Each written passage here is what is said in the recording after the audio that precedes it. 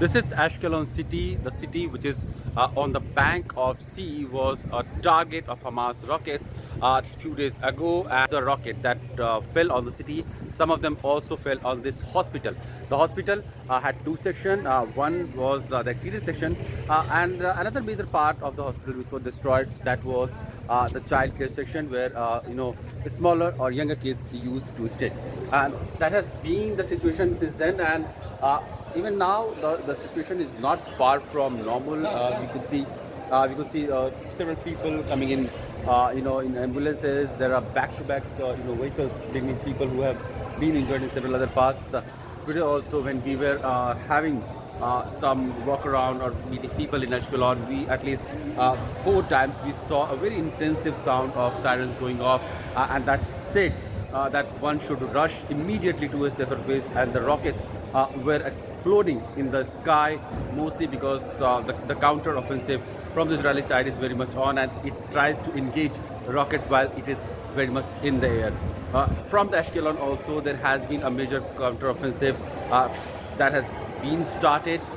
We were in Gaza also, about 2 kilometers from Gaza.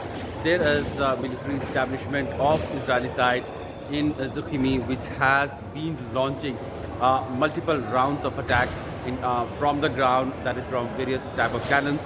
We saw a huge, massive, amassing of armored vehicles, tanks, howitzer, which were lined up, and they were targeting Hamas location across the border, that is on the Gaza side. And this is how being the situation in Israel right now. Security challenges were there, but now it seems that the forces are trying to take control of the situation. While we also saw hundreds of people who have become reservists, who have drafted themselves in order to ensure the security challenges and other operations of civic amenities also, that continues without any interruption or disruption. So this has been how the city has been taken care of.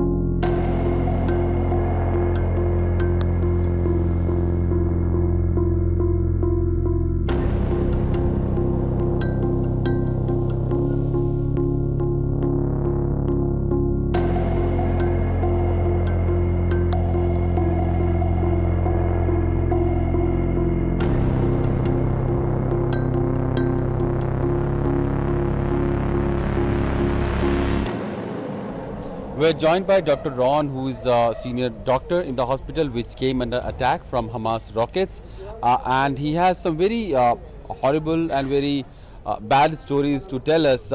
If you could describe, Doctor, how the situation was when you reached the hospital.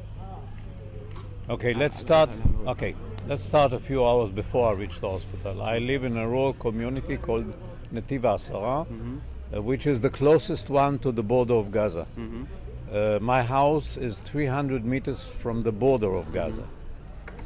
We woke up Saturday morning to the sound of the alarm. We are used to the sound of the alarm. We went down to our basement where there is the sheltered room. My wife and my daughter and me, we went into the shelter room, and half an hour later we heard something that we never heard before. It is a light weapon shooting inside the village. Okay. We never hear gun shooting inside the village. We hear bombs, mortar shells, but never guns. So that was kind of alarming, that bombs are okay, but the shooting means that there are infiltrators, there are people who have come into your village. Absolutely right. And then we saw them through the window in our courtyard. We got scared to death.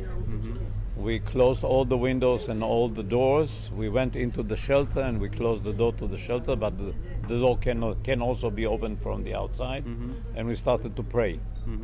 And we stayed there for about 6 to 7 hours until the Israeli army arrived.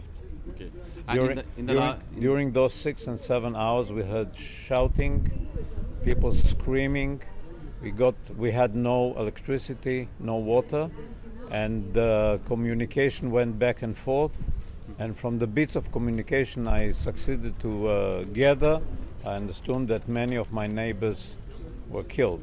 So you have been living about 300 meters from Gaza. Yes. Your village came under attack. Yes. Dozens of people have been killed. Many more have been injured, I'm sure. Yes. I mean, it's an indescribable feeling. But still, if you could, let us know, will you be going that village again? Will you be feeling the same again, the kind of massacre that has happened in your village? No doubt. We have many injured people that are being right now treated here in the hospital. Whenever I meet them, we have the same idea. We are going back to our village. We are going to rehabilitate our community. We have a wonderful community, a very good one of the best I can imagine. We are going to rebuild our houses. Most of our houses are destroyed. Some of them are burned to ashes by the Hamas people, with the people inside. They burned the houses with the people inside. But we have no doubt that we go back and rebuild and rehabilitate our community. It will be much more difficult. Will it not be fearful? Will you not anticipate that anything of such kind happen again? You were not anticipating. Unassumingly, it started happening out of nowhere. You're right. You think it can happen again, and that kind of stuff scares you? Of course, it can happen again. I hope that the campaign that is in front of us will give an end to the Hamas people, not to the Palestinians. I have many Palestinian friends and colleagues. I want the Hamas people to be, the Hamas power to be ended. Of course, it can happen again, but we'll have to rebuild our souls. So, Dr. Ron, since you are in this medical profession that is universally, obliged to extend help and aid for whoever comes to your door. We are seeing siege of Gaza. There is a humanitarian crisis that is evolving on the other side of the border as well. People are in short supply of essential, drugs, fuel, food. How do you describe the situation from Israel's point of view? Or as a doctor also?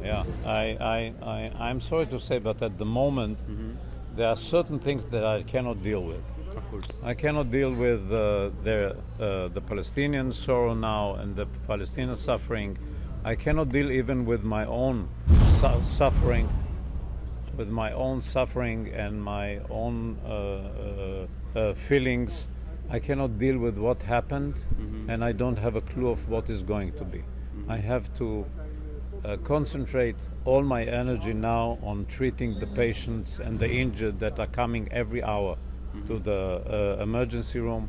Still, the area is bombarded by rockets from Gaza. We have death every few hours. We have injured every hour. This is where I concentrate my energy, not about speculation of... So for to tell you perspective, Dr. Ron was in India for almost 2 weeks and he's been in love for India, and it was his 10th visit. He was in Delhi for a few days, then he went to Badrinath also, then he went to Valley of Flowers. So clearly he was not anticipating that when he will come back just day after that, he will be seeing all the massacre, all the murders, and all inhuman or barbary situation that one can imagine. But Dr. Saab, after all this has happened, the Hamas rocket has also struck the hospital in Israel. This is one of the biggest hospitals, we are told, in Ashkelon. It's the only hospital. It's the only hospital. Yes. And it does. Whatever they do, whatever kind of they do, attacking a hospital and not sparing even the kids. I mean, it's something that is unheard of for any political voice that wants whatever their goal is to achieve. Yeah. It's not the first time. This time, two parts of the hospital were hit and destroyed. One of them was a special institute that deals with children with special needs. It's the only institute for special needed children in the entire area. And it's being destroyed. I don't know when it will be rebuilt. and it's terrible. It's terrible. It's terrible when rockets hit civilians. It's terrible when rockets hit hospitals. It's impossible. So Dr. Ron was talking to us, describing all that happened during those days and that time. Ever since he has been treating all the patients possibly who are coming to this hospital. This hospital was also it also came under attack. But apart from all the crisis or the geopolitics that we are talking, one would only hope that some good sense will prevail on the sides and they will stop violence. They will stop means of violence, and the peace will return to the villages, and probably Dr. Ron will be able to go back to his village and live as happily as he was living there. Thank you. Doctor. Yeah.